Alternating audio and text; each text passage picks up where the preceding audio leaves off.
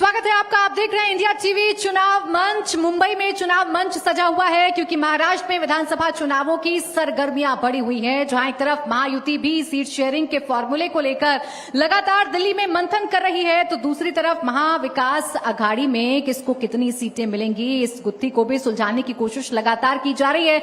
तो दूसरी तरफ समाजवादी पार्टी भी अपना वर्चस्व तलाशने की कोशिश कर रही है और समाजवादी पार्टी की तरफ से भी सीटों का ऐलान किया जा रहा है। अब सवाल ये है कि इतना उलझा हुआ अगर सियासी समीकरण महाराष्ट्र में है तो कौन है जो अपनी जीत का दम भर रहा है और किसकी जीत की तैयारी सबसे ज्यादा दुरुस्त है, इसी पर करेंगे चर्चा। खास मेहमान हमारे साथ इस वक्त मौजूद हैं। प्रसाद लाड हमारे साथ हैं, एमएलसी बीजेपी के। रईस शेख हमारे साथ हैं, समाजवादी पार्टी के एमएलए। विद्या चौहान हमारे साथ हैं, एनसीपी शरद पवार गुट की स्पोक्स पर्सन। आप तीनों का बहुत बहुत स्वागत है। रईस शेख जी, आपसे शुरुआत करूंगी। आज सुबह से लगातार हम बात कर रहे हैं बीजेपी की तैयारी, हम बात कर रहे हैं महाविकास अघाड़ी की तैयारी। आप मुझे बताइए, आप किसके लिए तैयारी कर रहे हैं या किसके खिलाफ आप तैयारी कर रहे हैं? देखिए, हम बीजेपी के खिलाफ तैयारी हमेशा करते रहे और करते रहेंगे।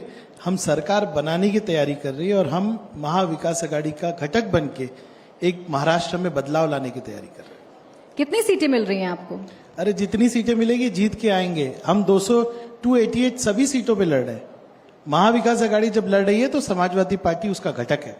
सीटें मिलना ना मिलना ये चर्चा बंद कमरों में होगी, लेकिन आपको मैं एक विश्वास के साथ कह सकता हूं, समाजवादी पार्टी का वोट बैंक, समाजवादी पार्टी के समर्थक महाराष्ट्र में कॉन्स्टिट्यूशन के लिए और एक नया समाज, एक इंसाफ की सरकार बनाने के लिए पूरी सीटों में अपनी पूरी ताकत लगाएंगे। सवाल इसलिए पूछा ना, सीटों का बंटवारा तो होता, लेकिन उससे पहले ही आप तो ऐलान पर ऐलान किए जा रहे हैं ना। कभी 12 से कम पर नहीं लड़ेंगे, फिर 8 सीटों पर लड़ेंगे, फिर उम्मीदवारों के नामों का ऐलान, अखिलेश यादव का यहाँ पर आना। तभी मन में प्रश्न है कि इनके साथ है या इनके खिलाफ है? बिल्कुल इनके साथ है। अखिलेश भैया जो आए थे उससे हमको बल मिला है। नंबर्स की जो बात आप कर रहे हैं मैं मानता हूं, लेकिन जब भी कोई गठबंधन होता है तो चर्चाएं होती हैं और मुझे विश्वास है कल हमारा जो महाविकास अघाड़ी के प्रमुख नेता है उन्होंने कहा है कि जितनी भी छोटे दल हैं उनके लिए 18 सीटें रखी हुई है। आप इंतजार कीजिए, कल आपको गुड न्यूज मिलेगी और समाजवादी पार्टी ताकत के साथ महाराष्ट्र में चुनाव लड़ेगी। ये गुड न्यूज विद्या जी कब मिलेगी समाजवादी पार्टी को? बहुत उम्मीदों के साथ देख रहे हैं, 8 सीटों पर आकर अब कॉम्प्रोमाइज कर रहे हैं। 12 का दावा था उनका। जी देखिए, राष्ट्रीय स्तर पे देखा जाएगा तो अखिलेश सिंह जी है, हमारे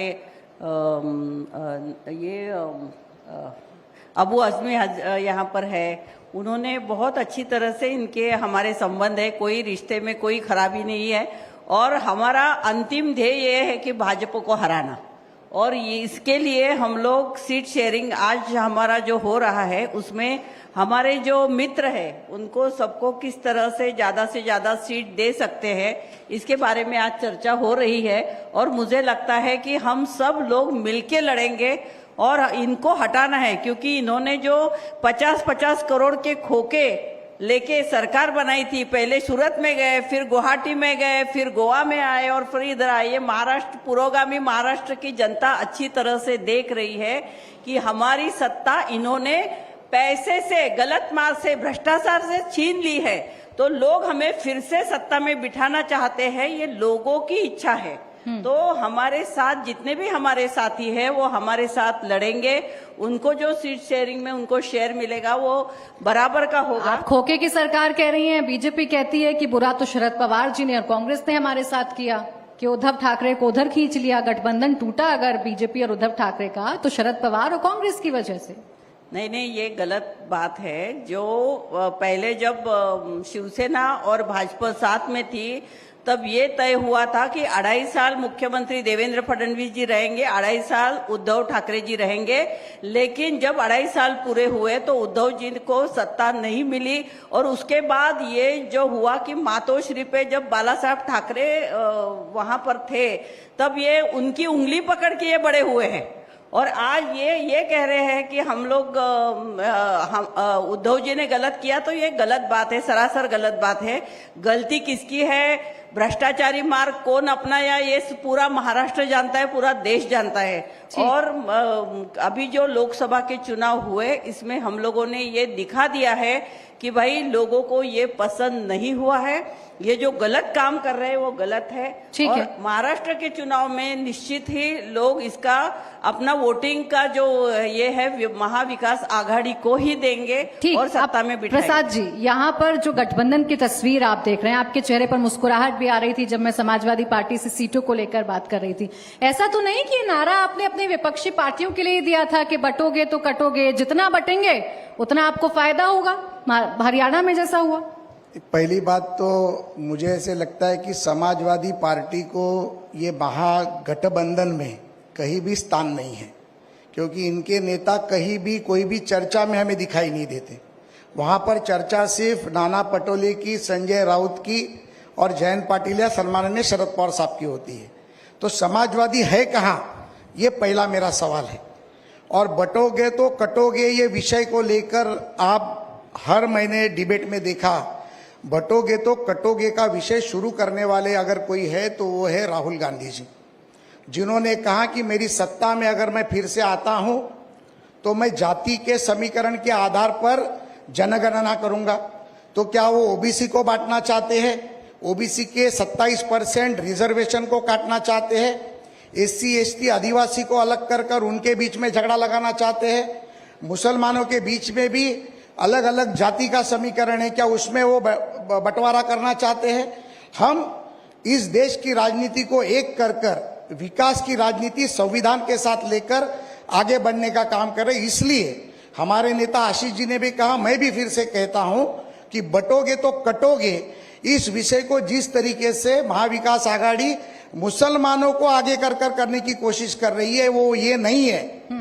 ये एजेंडा जो है, जो राहुल गांधी का एजेंडा है, जो कांग्रेस ने 1947 से किया है कि बटोगे तो कांग्रेस के साथ रहोगे, ये तोड़ फोड़ की राजनीति जो कांग्रेस ने की है वही राजनीति राहुल गांधी जी कर रहे हैं, जो आज शरद पवार जी के या उद्धव जी के ध्यान में नहीं आ आप रही तो है। वोटर्स पर चले गए। मैं तो सवाल रईस शेख जी पर पूछ रही थी आपसे कि आपके चेहरे पर बड़ी मुस्कुराहट आती है जब रईस शेख जी या उनकी पार्टी 4 सीटें, 8 सीटें, 12 सीटों का दावा करती है। लग रहा है आपको वोटों में बिखराव होगा इनकी वजह से? मैं इनको सबसे पहले बस एक जवाब आने दीजिए। हाँ, मुझे लगता है कि समाजवादी पार्टी को महाविकास आघाड़ी में कोई स्थान ही नहीं है। 2-3 सीटों के ऊपर महाविकास आघाड़ी अगर देगी तो मेहरबानी कर दी उसी भावना से देगी। अगर समाजवादी पार्टी को लगता है कि वो मुसलमानों के मसीहा है या समाजवादी के साथ जो माजी मुख्यमंत्री अखिलेश यादव जी के साथ महाराष्ट्र की, उत्तर भारत की जनता है, तो वो अलग लड़े। लेकिन अभी तक समाजवादी पार्टी को चुनाव के पर्चे भरने की डेट कल से शुरू हो गई। अभी तक समाजवादी पार्टी कितने सीटें लड़ेगी वो अभी तक तय नहीं है। और अखिलेश जी यहां आकर 5 सीटों का ऐलान करके जा चुके। क्या वो पीछे हटेंगे क्या? अब देखिए दोनों जवाब देना चाह देखिए, रहे हैं। मैं जवाब दे दूं। पहले सबसे पहली बात, महायुति के आप नेता है।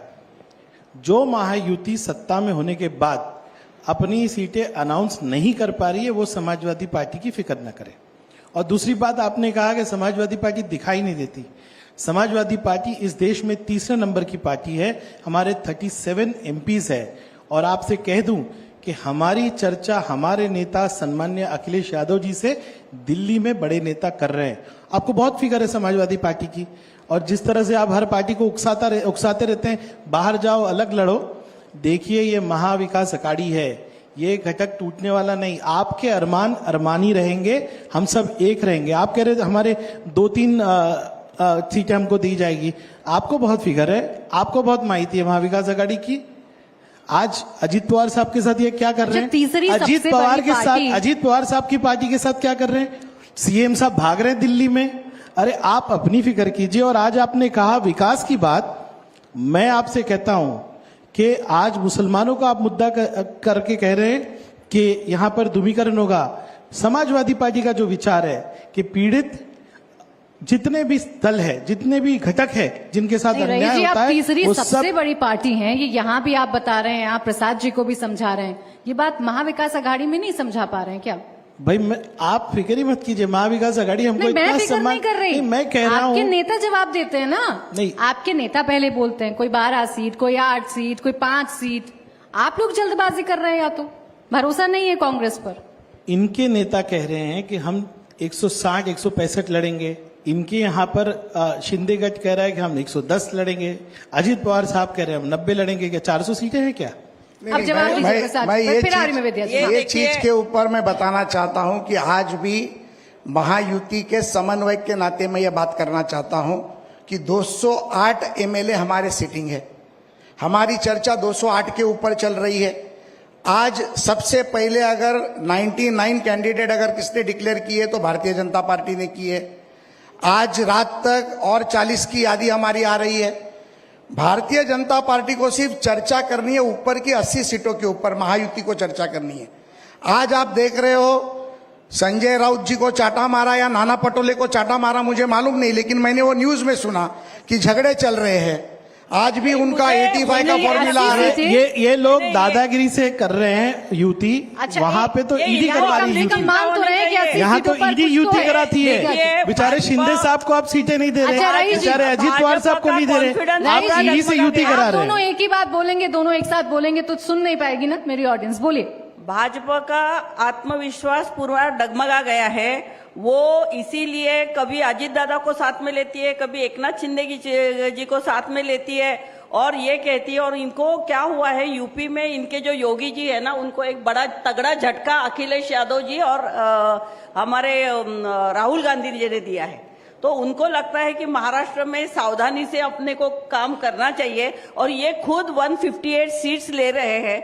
अजित दादा को 50 भी सीट्स नहीं दे रहे हैं। और जो एकनाथ शिंदे उनको भी आज वो दिल्ली जाना पड़ रहा है उनको। कल एकनाथ शिंदे जी गए नहीं वहां पे। क्यों नहीं गए? क्योंकि उनको मालूम है कि हमें कम सीट्स दे रहे हैं और हमको अच्छा, क्योंकि इनको अगर ज्यादा सीट देंगे तो इनको मुख्यमंत्री पद, सीएम पद नहीं मिलेगा, इसलिए ये चिंतित है। ये कह रहे हैं कि संजय राउत का ये हुआ, नाना पटोले का झगड़ा, कोई झगड़ा नहीं है। सीएम पद की चर्चा तो महायुति में भी है ना विद्या जी हमारे साथ, और शरद पवार साहब मुख्यमंत्री की चर्चा। विद्या जी, मुझे ऐसे लगता है, एक मिनट बस सर, मुख्यमंत्री की चर्चा तो अब महायुति में भी है ना। किसको कितनी सीटें मिलेंगी बता दीजिए, आप ही बता दीजिए फॉर्मूला। जी देखिए, बिल्कुल नहीं, जिसका वो तो निर्णय होगा वो चुनाव के नतीजे आने के बाद होगा। ये पहले से ही हम लोगों ने कह के रखा है। लेकिन इनको चिंता है कि देवेंद्र फडणवीस जी को सीएम बनाना है। इन्होंने कह दिया, इनके जो अमित शाह उन्होंने कह दिया कि हम लोगों ने नाराजगी हमारे इसमें है, तो ये सीट्स भी ज्यादा नहीं दे रहे क्योंकि उनको मालूम है कि अगर ये ज्यादा सीट्स, अभी ये लाडली बहना करके तो शिंदे का नाम कम से कम आगे तो कर रहे हैं। आप बताइए ना, उद्धव ठाकरे के डिक्लेयर करवा लीजिए, अभी शिंदे साहब का नाम डिक्लेयर करवा दीजिए। किसी का नाम आगे नहीं करना है, इसका निर्णय तीनों पार्टियों ने कहा है कि चुनाव के बाद मुझे ऐसे लगता है आप भी कुछ कम नहीं है, आपके यहाँ भी इतनी गांठें हैं जितनी इनके यहाँ। मुझे ऐसे शिंदे साहब लगता का है कि नाम अनाउंस हमारी करवा बहन दीजिए ना। राष्ट्रवादी की प्रवक्ता कम और भाजपा महायुति की प्रवक्ता ज्यादा है। जैसे उन्होंने उद्धव ठाकरे की बात की कि 19 के चुनाव में 2.5 साल का उन्हें कमिटमेंट किया था। मुझे नहीं लगता है कि ताई वो बैठक में थी। किसने किसको बैठक में लिया था, क्या कमिटमेंट हुई थी, चुनाव के वक्त पे क्या हुआ था, और आगे जाके सुनिए, मैं बात कर रहा हूं, आप बात किया तभी मैंने बोला नहीं। पूरी दुनिया जानती है। पूरे चुनाव में 2019 के पूरे चुनाव में माननीय प्रधानमंत्री नरेंद्र मोदी जी हो, अमित शाह हो, इन्होंने पूरी सभाओं में कहा कि आने वाले चुनाव में भविष्य का मुख्यमंत्री देवेंद्र फडणवीस होंगे। और उस वक्त उद्धव ठाकरे जी स्टेज पर मौजूद थे, उन्होंने उनका मुंह तक नहीं खोला। पीठ में खंजीर खुपसने का काम अगर 2019 में किसने किया है तो वो एक ही नाम है, वो उद्धव ठाकरे। और जिनको भड़काने का काम अगर किसने किया है तो वो एक ही नाम जो महाराष्ट्र जानती है वो शरद पवार है। आज तो आपके साथ उद्धव ठाकरे हैं नहीं, अब तो आपके साथ शिंदे हैं और आपके साथ अजित पवार हैं। तो अब बता दीजिए कौन कर रहा है सेक्रीफाइस, कौन बनेगा मुख्यमंत्री? हम लोग देखो, आज भी हम लोग जो चुनाव लड़ रहे हैं वो एकनाथ शिंदे के नेतृत्व में लड़ रहे हैं। वहां पर उद्धव ठाकरे जी सन्मुखानंद की सभा में खड़े होते हैं, दोनों हाथ ऊपर करके बोलते हैं कि मुख्यमंत्री पद का उम्मीदवार जाहिर करो। नाना पटोले जवाब देता नहीं, शरद पवार नीचे देखते हैं और कोई भी उनके भाषण में बोलता नहीं कि मुख्यमंत्री कौन होगा। फिर उद्धव ठाकरे बोलते हैं, नाना राउत बोलते हैं शिंदे हैं, मान लूं हमारा फेस आज तो शिंदे ही है। आज तो मतलब बदलेगा। हम लोगों ने कहा है कि शिंदे के नेतृत्व में हम चुनाव लड़ेंगे। ठीक है, इनके पास तो शिंदे हैं, अब आप बताइए आपके पास कौन है? उद्धव ठाकरे हैं, नाना पटोले हैं, शरद पवार हैं, कौन है? जी देखिए, मुख्यमंत्री की बात चुनाव के रिजल्ट्स आने के बाद ही तय की जाएगी। ये तीनों पार्टियों के नेताओं ने कहा है, तो इसके ऊपर अभी बहस करनी नहीं है। और दूसरी बात, इन्होंने अगर 158 सीट्स लड़े और शिंदे जी ने अगर 60 और अजीत दादा ने अगर 50 लड़े तो इनके चुन के तो इनके ज्यादा आने वाले हैं ना, तो इनका ही मुख्यमंत्री बनेगा। ये कुछ छुपी हुई बात नहीं है, सबको मालूम है, लेकिन ये लोगों को बेवकूफ बनाने का अब काम देखिए, कर रहे हैं। सीटें तो तब भी ज्यादा थी जब शिंदे इनके पास आए थे, सीटें तो 19 में भी ज्यादा थी, तब तो बड़े भाई की भूमिका निभाई थी ना। हमेशा भारतीय बीजेपी ने। जनता पार्टी ने सैक्रिफाइस किया है राजनीति में, आगे भी सत्ता के लिए हम कभी भी पीछे पड़े नहीं हैं। भारतीय जनता पार्टी ने उद्धव ठाकरे को भी साथ लिया, उद्धव ठाकरे के साथ भी काम किया। गद्दारी अगर किसने की है अच्छा, तो वो उद्धव ठाकरे है और पूरा महाराष्ट्र जानता है कि शरद पवार की राजनीति क्या है। अच्छा ठीक है, आपने तो बता दिया, लेकिन आपको बस इतना बताना है, उद्धव ठाकरे जी की मंशा सबके सामने आती है, उद्धव ठाकरे जी की पॉलिटिक्स, प्रेशर पॉलिटिक्स भी सबके सामने आती है, बड़े बड़े होर्डिंग्स भी लगते हैं उनके मुख्यमंत्री बनने को लेकर, तो इस पर भी तो कोई जवाब देगा ना कि वो बनेंगे नहीं बनेंगे, वो चेहरा है कि नहीं है। मैंने आपको बताया कि ये तो रिजल्ट्स आने के बाद ही पता चलेगा कि कौन मुख्यमंत्री होगा, तो इसकी चर्चा यहाँ करने की कोई जरूरत हमने नहीं तो है। कहा है विरोधी पक्ष नेता कौन होगा वो तय कर लो, क्योंकि नहीं, महायुति की सरकार तो बनने जा रही है। विरोधी पक्ष तो आपका ही होगा, क्योंकि महाराष्ट्र की जनता तो जानती है कि आप लोगों ने कैसा बेवकूफ किया, कैसा भ्रष्टाचार किया, कैसे 50-50 करोड़ बांटे, और अभी भी आपकी बहुत सारी गाड़ियां पकड़ी जा रही है कि आप पैसे बांटने के लिए क्या क्या कर रहे हो, तो ये सब लोगों को मालूम है। और महाराष्ट्र की जनता बहुत ही शिवाजी अब महाराज रईस जी का- बताइए, अपनी भूमिका बताइए, दोनों के बीच में खड़े हैं आप कह तो रहे हैं कि आप इनके साथ हैं, लेकिन हमने हरियाणा में देखा क्या हुआ, मध्य प्रदेश में देखा हमने क्या हुआ, महाराष्ट्र में वही वाली पिक्चर तो नहीं रिपीट हो जाएगी? नहीं, महाराष्ट्र की पिक्चर एकदम तय है, लोकसभा में जो हुआ उससे बेहतर होगा। और आप बार बार पूछ रही मुख्यमंत्री कौन होगा, मुख्यमंत्री राज्य की जनता तय करेगी, जिसकी जितनी ज्यादा सीट होगी मुख्यमंत्री वहां से आएंगे। जहां तक बात प्रसाद लाल जी के, बहुत जिम्मेदार आदमी है, भारतीय जनता पार्टी के तमाम तीनों पार्टी के बीच के कोऑर्डिनेटर हैं, ये कह दे आज यहाँ पर इस मंच से कि हाँ हम सेक्रीफाइस करेंगे और सम्मान्य शिंदे साहब हमारे नेक्स्ट मुख्यमंत्री होंगे, तो मैं मान जाऊं कि बहुत इनके यहाँ पर एक बोलते ना सच्चाई है। बात बिल्कुल सीधी है, महाराष्ट्र की जनता पूरी तरह से सहमत है कि यहाँ पर जो अत्याचार हो रहा है हर घटकों के ऊपर, उस सरकार को बाहर करना है और महा विकास आघाड़ी की सरकार को लाना है। मुख्यमंत्री आप कह रहे हैं हमारे पास नेता कितने ज्यादा है, हर नेता सक्षम इसलिए है। तो सीटों का बंटवारा नहीं हो रहा। नहीं, बिल्कुल हो गया है, आप इनसे भी पूछिए ना, इनसे आगे हम लोग पूछा हैं। तो इनसे, हाँ, इनसे भी देखिए पूछा कि दिल्ली की दौड़ लगानी पड़ रही है। सीटों का बंटवारा बहुत अच्छे इसीलिए तरीके से पूछ हो रही रहा हूँ है। रईस जी आपसे, यूपी में देख लिया उपचुनाव में कितनी सीटें दी आपने कांग्रेस को, देख लिया। अब महाराष्ट्र में आपकी चर्चा अभी तक नहीं हो रही है, हरियाणा में आप एक सीट मांगते रह गए, कांग्रेस ने आपको दी नहीं, तो वोट कटवा बनेंगे इंडिया गठबंधन के जो छोटे घटक दल है महाराष्ट्र में, या वोट जोड़ने वाले बनेंगे? देखिए, हरियाणा में जो हुआ, सम्माननीय अखिलेश यादव जी ने कहा, ये सलाह दी कांग्रेस को कि आप सीखिए, और मुझे लगता है अभी हुसैन दलवाई साहब ने भी कहा कि हरियाणा से हम सीख रहे हैं। हर चुनाव कुछ न कुछ आपको सिखाता है, और मैं तो कहूंगा कि महाराष्ट्र के लोग जागरूक हैं। हरियाणा में जो हुआ उस पर एक विस्तार से चर्चा हो सकती है। महाराष्ट्र की समाजवादी पार्टी जागरूक है कि नहीं? बिल्कुल जागरूक है, और आपको मैं बता दूं कि समाजवादी पार्टी की संख्या असेंबली में बढ़ेगी और वो महाविकास आघाड़ी की संख्या और बढ़ाएगी। आपको पता नहीं, अखिलेश यादव जी की जो पॉपुलैरिटी महाराष्ट्र में, मेरे साथ आप चलती मालेगांव और धुलिया और देखती कि कितना लोगों में जो है प्यार है क्या उनके प्रति। राहुल गांधी जी की पॉपुलैरिटी यूपी में नहीं है? आपने एक सीट नहीं दी उनको। चलिए मैं यूपी पे बात करता हूं। आपको पता है कि चर्चा जो यूपी के स्तर पे हुई, वहां पे एक मूल्यांकन था कि कौन जीत रहा है, और कांग्रेस ने बहुत समझदारी दिखाई। आपका एक कांग्रेस का मुझे स्टेटमेंट बता दीजिए कि जो अलायंस के खिलाफ वहां पे हुआ। 5 सीटें मांगी अजय राय जी ने, बीजेपी के कांग्रेस के प्रदेश अध्यक्ष हैं। देखिए, 5 सीटें मांग रहे थे सर, 5 सीटें। मैं आपसे क्या कह आपने रहा तो हूं, उन्हें हराऊ ही बता दिया।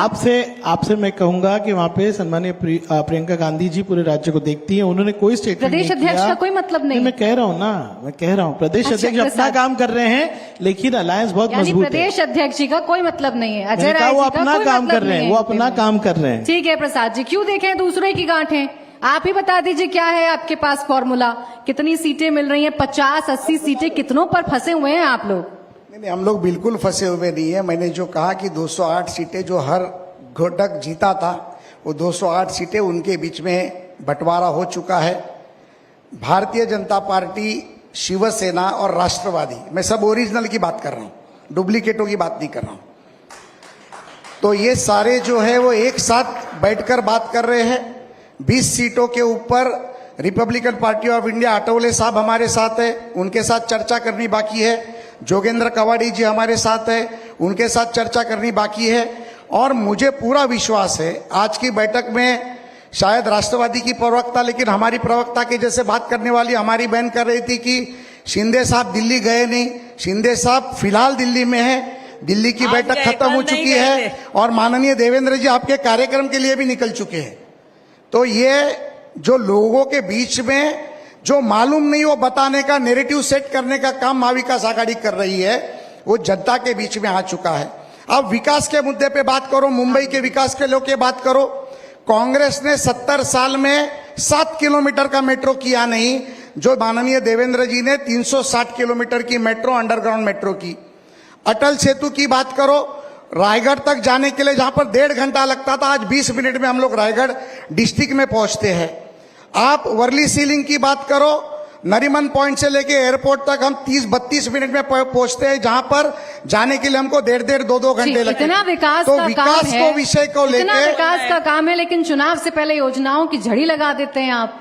नहीं, योजना देखो, योजना तो आती रहती है। अगर हम हमारी बहनों के ऊपर अगर लाड़की बहन की योजना लाते हैं, लाड़के भाई की योजना लाते हैं, किसानों को सौर ऊर्जा माफ करने की योजना लाते हैं, इस देश का किसान, कष्टकरी, महिला, युवक, तरुण, इन सबके लिए अगर कोई योजना लाते हैं तो सरकार का काम है, ठीक। जो सरकार कर रही है। अब विद्या जी देखिए, एक शब्द का इस्तेमाल उन्होंने किया कि ओरिजिनल दो पार्टियां हैं, शिवसेना और एनसीपी, वो इनके साथ हैं और ये बैठकर तय कर लेंगे कि कौन कितने सीटों पर लड़ेगा। हाँ, वो तो सीटों का बात बहुत हम लोगों ने, मेरे को लगता है 15-20 मिनट इसके ऊपर ही चर्चा की। विकास का मुद्दा जो है मैं बताना चाहूंगी, विकास नहीं है, ये विनाश कर रहे हैं। विकास सच्चा जो किया था वो 2006 में जब विलासराव देशमुख मुख्यमंत्री थे, तब मुझे लगता है बांद्रा में मेट्रो का उद्घाटन उनके हाथों से हुआ था। ये मेट्रो का विकास हो चाहे ये कोस्टल रोड का हो, इसका क्रेडिट तो कम से कम उद्धव जी को और आदित्य ठाकरे जी को दीजिए, लेकिन वो भी नहीं दे रहे। वो कहते कि फडणवीस जी ने किया, फडणवीस जी ने किया।